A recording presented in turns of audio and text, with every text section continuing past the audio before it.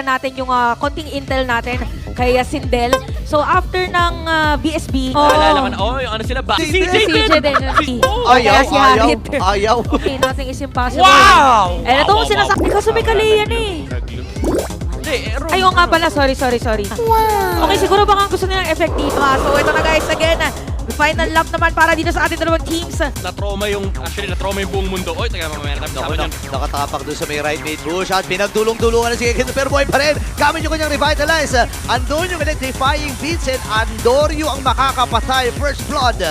Dito yung AP friend, very hindi pa reliable yung kanilang damage output. Oh, kailangan mo meron. Grabe, napakatabang. Andun din yung layer ng skills mula sa Smart Omega. Ngayon sa with the hard guard. Pero kaya naman ng sustain. James Fox na mamamatay at si Cindy na may ihipit. Flicker na gamit niya pero hinabol pa ni Luis sa pagkakataon na iyon.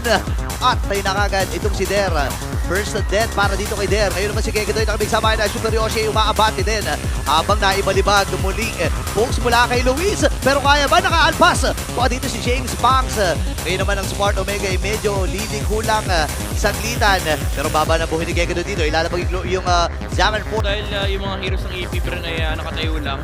Sobrang nag-e-enjoy dito si Super Yoshi at si Luis. Again May ganun ba? hindi ko alam. Hindi pa ako binangut. Wait lang. Babangungutin ata dito si James Banks.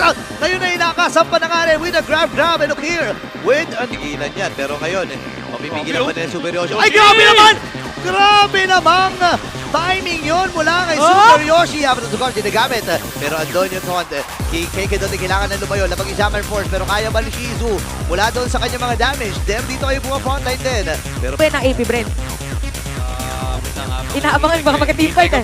Ayan na! Ayan na, sinimula na nga kagad pero napag nag-eternal guard ngayon may ipit at ang AP Bren sa planong laso ng Smart Omega. Andorio with and meta kill at nakadalawa na nga siya rito magiging tatlo. Nangangamoy savage ata si Demba magiging next sa target. Humahabol dito si Andorio. Ang tanong, kakayanin bang makalpas? Kakayanin bang makasurvive? Habol si Andorio and God. Narito kay Joy. And Andorio, nag-e-enjoy na siya sa mga teamfights, especially. Ito, tinan natin speaking of pag-timing, magiging tama ba talaga yung timing? Super Yoshi nakabang kanino, tatabling! Okay, Tidal Strike ay nagamit. Ngayon naman ay matagumpay ang pagbasag ng Torres sa may bandang ibaba. Flicker ay na-burn na rin. Doro, naka 24,000 na siya. Ilang beses sana namatay itong Joy na to.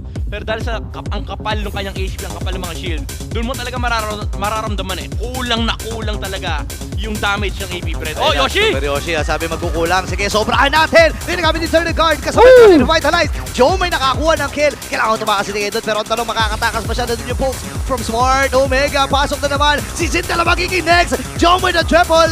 At nag-iisa na lang si James Banks. Pinagtutulong-tulungan ng barangay. Andito yung raid ng barangay. Menya para kay Joe.